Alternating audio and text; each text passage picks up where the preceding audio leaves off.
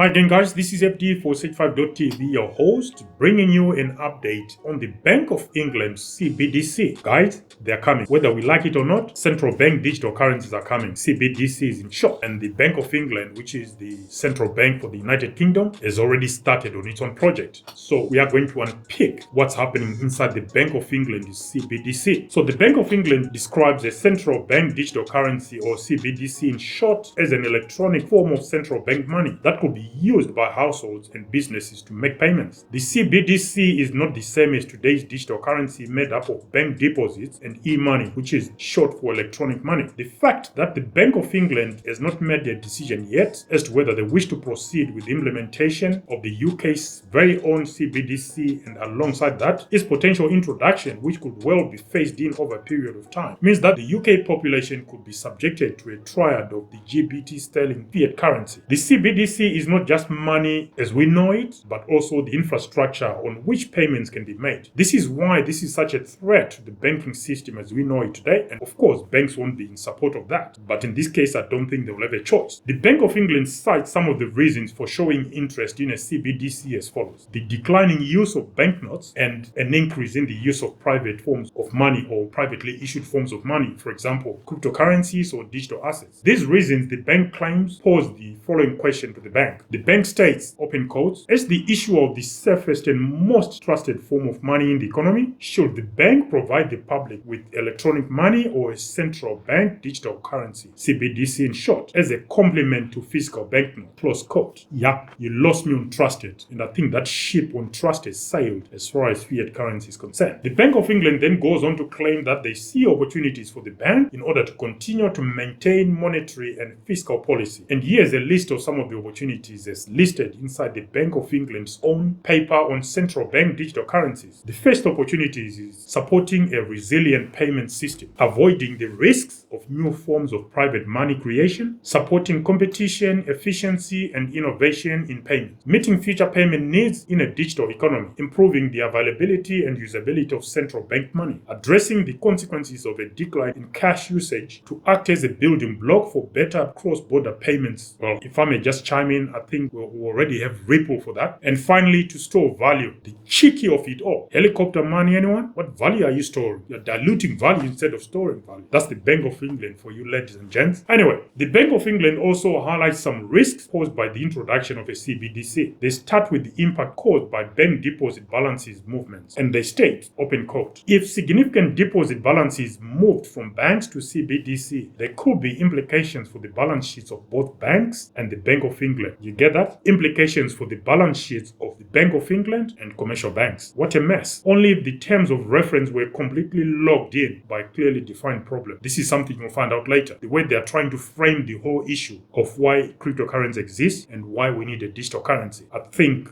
the problem definition is at fault here, but they set the terms of reference. I don't know from where. The other risk highlighted by the Bank of England centers around the United Kingdom's credit system. The bank states that the introduction of a CBDC and the subsequent movement in bank balances to a CBDC could affect the amount of credit provided by banks to the wider economy, and in turn, how the bank implements monetary policy and support financial stability. At this point, I would like to draw your attention to the Bank of England's CBDC being introduced to both businesses and other institutions, as well as the wider public. As far as the public is concerned, I'm sure there are many like me who are still sore from the 2008 financial crisis, where they bailed out the banks and not the wider public. A certain narrative is beginning to take shape here, and I shall leave that to you to make your own conclusions as to who will actually benefit from the proposed form of fiat money, i.e. CBDC from the Bank of England. Anyway, so far all very well articulated, but I must say this: I've not seen or heard anything on trust for the Bank of England or trusted money. This is why the current cash or the fiat system has failed, a money system that is trusted by the public. Otherwise, we will not be here. You see, this is the problem already, and this project could fail before it even starts. The current custodians of the money system we use today have failed, and now they are claiming to have a solution hiding behind digitization. Anyone with half a brain cell knows that the best solutions start with a clearly defined problem, and here with the Bank of England, they've done it the other way around. Again, that is just my own opinion. They've created a problem problem or a set of problems for the answers they claim to already have. From now on, you'll probably start hearing a lot about consultations done with various stakeholders. The problem at hand goes beyond just economics in my view. It goes beyond monetary and or fiscal policy. It goes beyond social psychology. It is a diverse problem that requires a holistic approach to arrive at a correct problem definition for starters, which then sets the correct terms of reference, which I think, so far, in my humble opinion, the bank has had it the wrong way around. Anyway, enough of episode 1 rant. Let's move on to what technology could be used to create the Bank of England's CBDC. The bank go on to outline the various options at their disposal, and these are programmability, decentralization, cryptography, and data sharing. However, the Bank of England's true intentions are laid bare when they state that any future design of the UK CBDC must suit the Bank of England's design principles, which include the use of centralized technology. Kind of more of the same, really, just relabeling. The bank also goes on to acknowledge that distribution and decentralization were key to resilience and availability, but they seem to be more concerned with the performance, privacy, and security. All good attributes for any digital currency, in my opinion, so nothing wrong there. There is a lot more content to help establish the Bank of England's take on what their CBDC is all about. For now, we want to focus on a few questions that were posed by some entities or individuals who have been included on a list of 20 invited to send proposals and possibly presentations in order to tender for a proof of concept project for the Bank of England CBDC. The current timeline for the tendering process for proof of concept is as follows. The shortlist in part 1, which I believe is already finished at the deadline of the 6th of January 2023.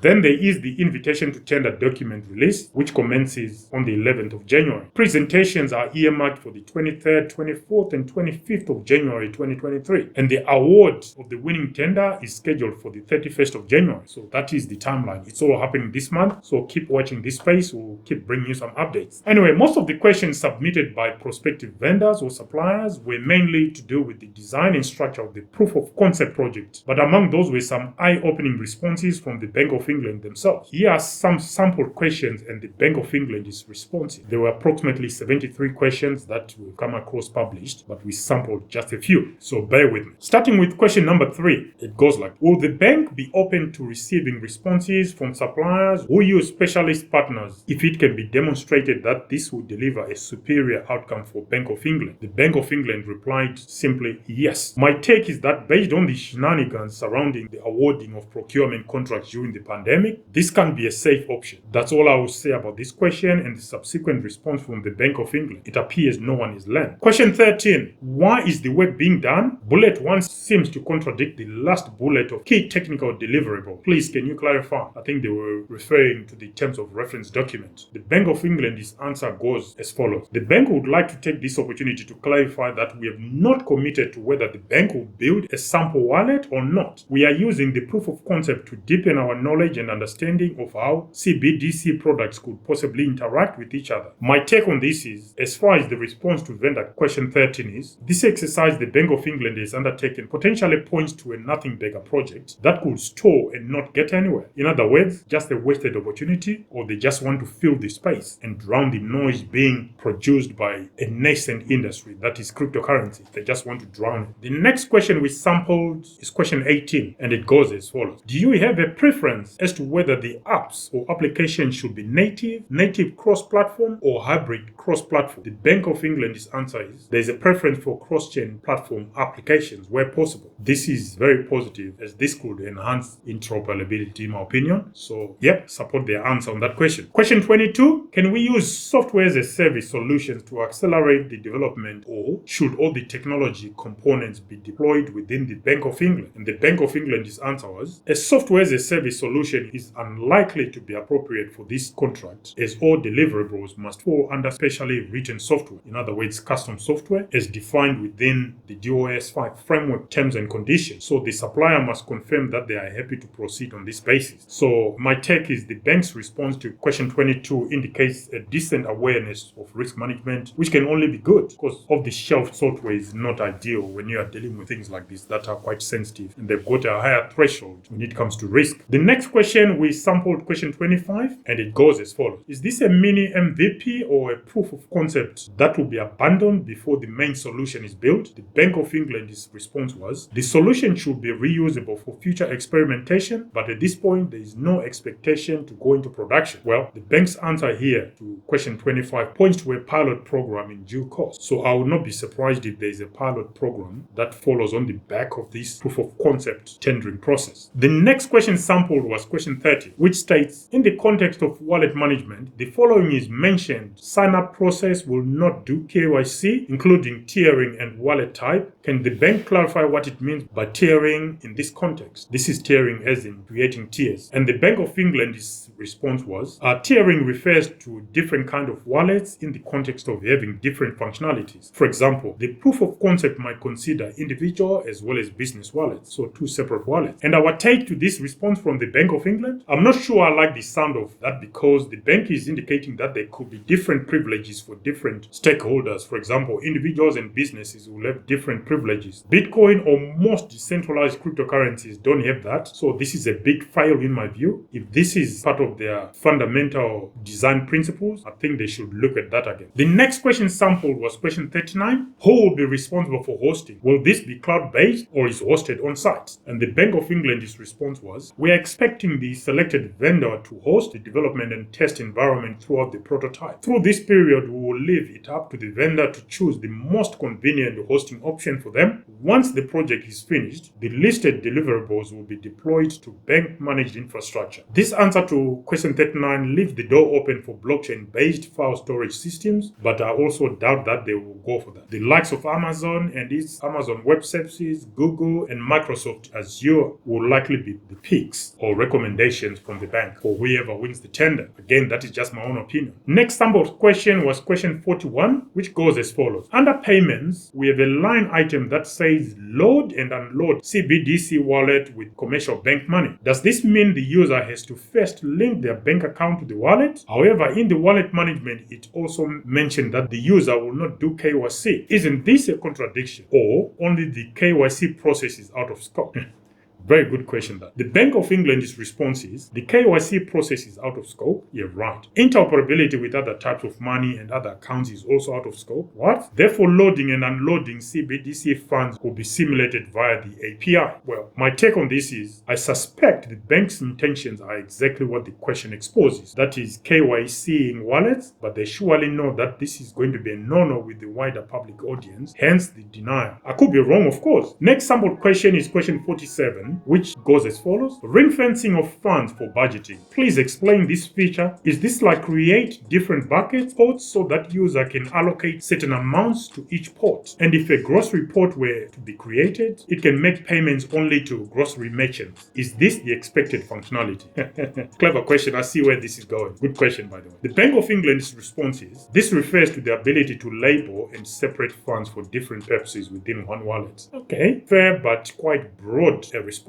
My take on this is, on face value, this kind of looks or sounds like the same as what current bank accounts allow users to do. But when it comes to a CBDC, you dig deeper. This could be a nightmare horror show for the individual. Could the Bank of England one day start dictating how users spend the funds in their wallets, especially when combined with the funds lockup feature? I just hope that common sense prevails and this isn't allowed to happen under any circumstance. There you have it, folks. The Bank of England's CBDC is their digital currency to suit their design principles for what we can only describe as an ill-defined problem. Does the bank do enough to persuade me to come on board? So far, not quite. In fact, I'm 1 foot out of the door and will probably be completely out that pod come the pilot program. What do you guys think? Let us know in the comment section. Any thoughts on the Bank of England's upcoming CBDC? Is this something you are looking forward to? Is this the right digital asset to onboard multiple millions of users to the cryptocurrency space? Or, as the bank puts it, they want to fight cryptocurrency, they want to create a space for digital currencies that they can only control and whatever powers are on the margin. Is this the right digital asset to onboard multiple millions of users to the space? Let us know in the comment section. Until next time, guys, this is FD for CentralBanks.tv with an update on the Bank of England's CBDC project coming to a wallet near you. Until next time, guys, bye for now.